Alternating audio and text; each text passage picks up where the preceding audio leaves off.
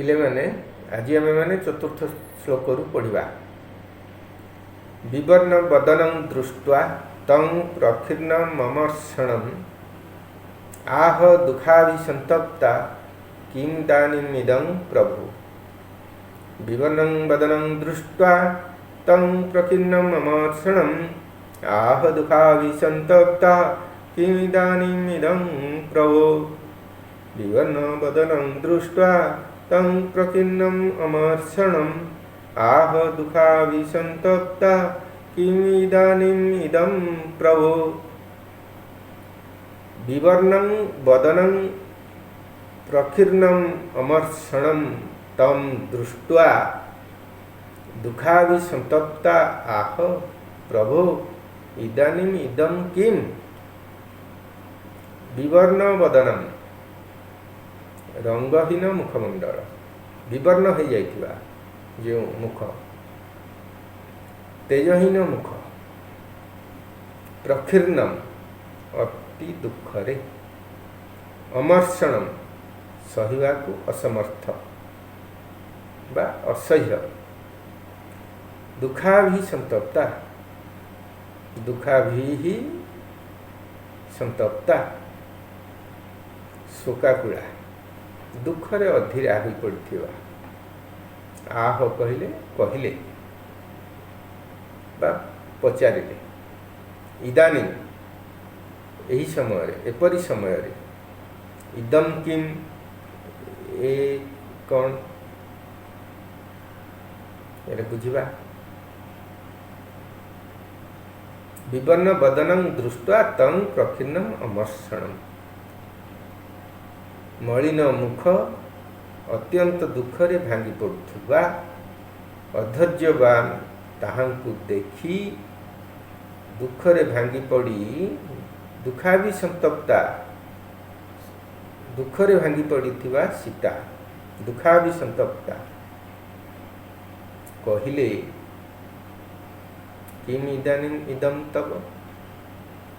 यही समय आपणकर एक अवस्था अर्थात राज्याभिषेक हम सबुआड़े खुशीर माहौल समस्ते खुशी रे रहुवा बेले तुम्हें मध्य से भली खुशी देखा जावा कथा किंतु एभली एक सुख मुहूर्त रे तुम एभली केमिति देखा जाउछ ए कथा देवी सीता स्वामी को पचार। समास विवर्ण बदनम विवर्णम बदनम जस्य तम विवर्ण बदनम विवर्णम बदनम जस्य तम बहुव्रीहि समास। अमर्षणम न विद्यते मर्षणं जस्य तम बहुव्रीहि समास। दुःखाभिसंतप्ता दुखेन अभिसंतप्ता तृतीय तत्पुरुष समास। प्रकृति प्रत्यय प्रकीर्णम प्रयुक्तक खिद युक्तक त मर्षणम मृष युक्तक ल्यूट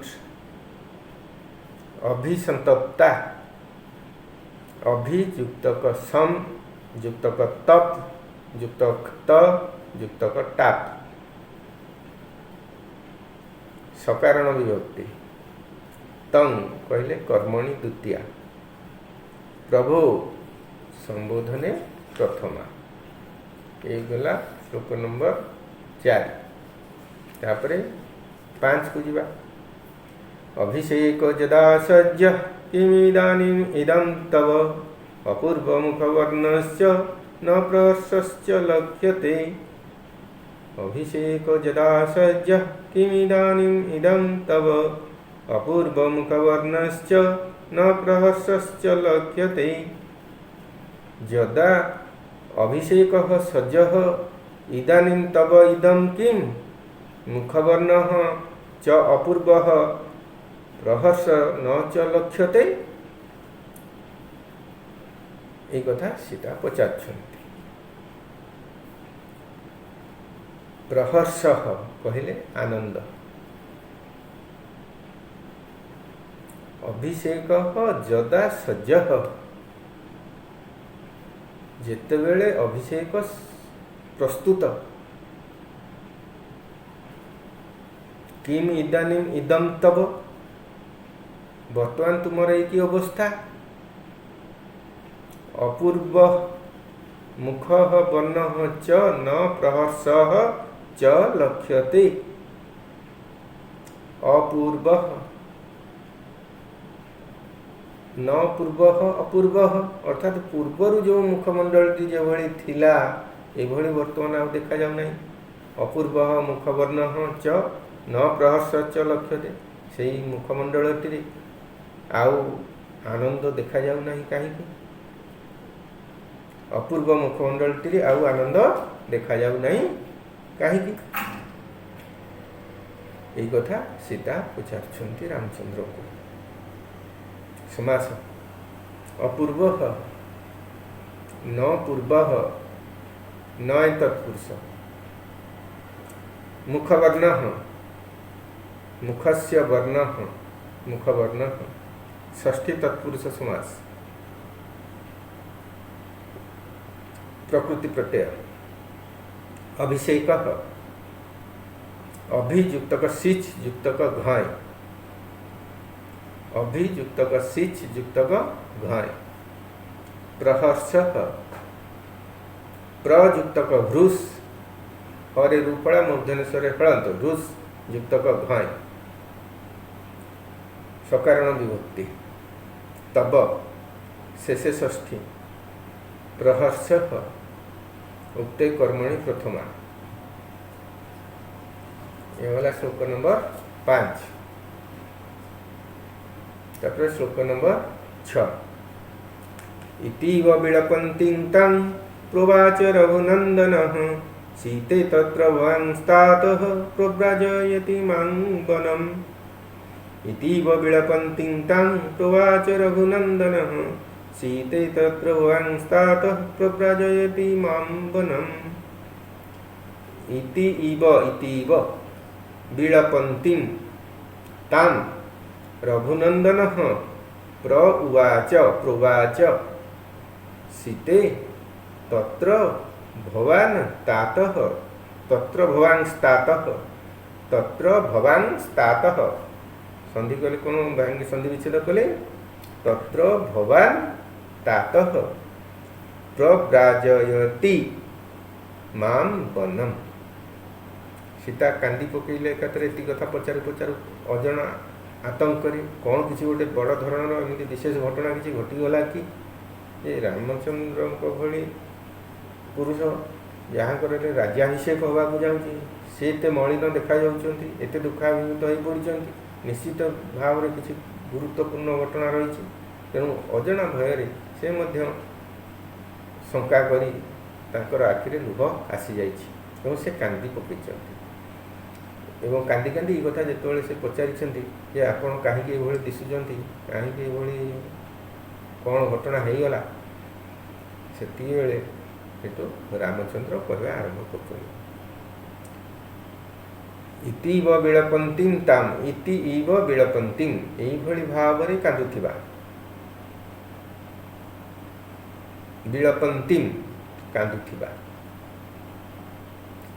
एभली कांदुथुआ ताम ताहांकु प्रवाच कहउछंती ये ना रघुनंदन रामचंद्र कहउछंती रघुनंदन रामचंद्र कहउछंती हे सीते तत्र भवान् तातः प्रव्रजयति मां वनम्। सेठारे अर्थात सेपटे पूज्य भगवान कहले पूज्य तातः अर्थात पिता प्रव्राजयति पठाउछंती मां मते वनम वन को अर्थात पिता मते वन को जीवा पाए आदेश देछंती कहउछंती। इति विलपन्तीं तां प्रवाच रघुनन्दनः सीते तत्र भवांस्तात प्रव्राजयति मां वनम्। मते जंगल को जीवा पाई कहछंती ଏହିପରି ବିଳାପ କରୁଥିବା ସେ ସୀତାଙ୍କୁ ରଘୁନନ୍ଦନ କହିଲେ, ହେ ସୀତେ, ପୂଜ୍ୟ ପିତା ମୋତେ ବଣକୁ ପଠାଉଛନ୍ତି। ସମାସ ଦେଖ, ରଘୁନନ୍ଦନ, ରଘୋ ନନ୍ଦନ, ରଘୁନନ୍ଦନ, ଷଷ୍ଠୀ ତତ୍ପୁରୁଷ ସମାସ। ପ୍ରକୃତି ପ୍ରତ୍ୟୟ ବିଳପନ୍ତି, बी युक्तक लप युक्तक शत्रु युक्तक इंप, उरे दीर्घकार पर हलंत इंप, सकारण विभक्ति ताम माम बनम, इदग है कर्मणि द्वितीया। रघुनंदन तात कर्तरी प्रथमा। ये गला 6 नंबर श्लोक। 7 नंबर श्लोक, कुले महति संभूते धर्मज्ञे धर्मचारिणी, शृणु जानकी जेनेदं क्रमेणाद्य गतं मम। कुले महति संभूते धर्मज्ञे धर्मचारिणी, शृणु जानकी जेनेदं क्रमेणाद्य गतं मम। कुले महति संभूते धर्मज्ञे धर्मचारिणी, शृणु जानकी जेन इदं क्रमेण अद्य आगतम मम। जेनेदं जेन इदं क्रमेणाद्यगतं, क्रमेण अद्य आगतम। हे महति कुले संभूते धर्मज्ञे धर्मचारिणी, जानकी जेन क्रमेण मम इदम आगतम शृणु। हे महति कुले, महत कूल उच्च कूल जन्म लाभ करथिबा धर्मज्ञ, धर्म को जानी, जे धर्म को जानी, जो स्त्री लोक धर्मज्ञ बोले कि संबोधन कराउछि, धर्मज्ञ करछन्ति। धर्मचारिणी, धर्म आचरण करुथिबा जानकी जेन क्रमेण, जो भली भाव रे, जो प्रकार रे मम मोर इदम आगतम, यही कथा आसिला ताहा सुन। हे उच्च वंशजे, धर्मपरायणी धर्मचारिणी जनक नंदिनी, जो भली भाव रे यही अवस्था होइछि ताहा सुन। समास देख, धर्मज्ञ धर्मम जानाति जा, धर्मम जानाति जा संबोधन कराई, उपपद तत्पुरुष समास। धर्मचारिणी धर्मं चरति जा, एठी भी संबोधन भी रहउछि, उपपद तत्पुरुष समास। प्रकृति प्रत्यय संभूते सम युक्तक भू युक्तक त, घरे दीर्घ भू युक्तक त, क तळे दु, आगतम आगम त, आ युक्तक गम युक्तक त।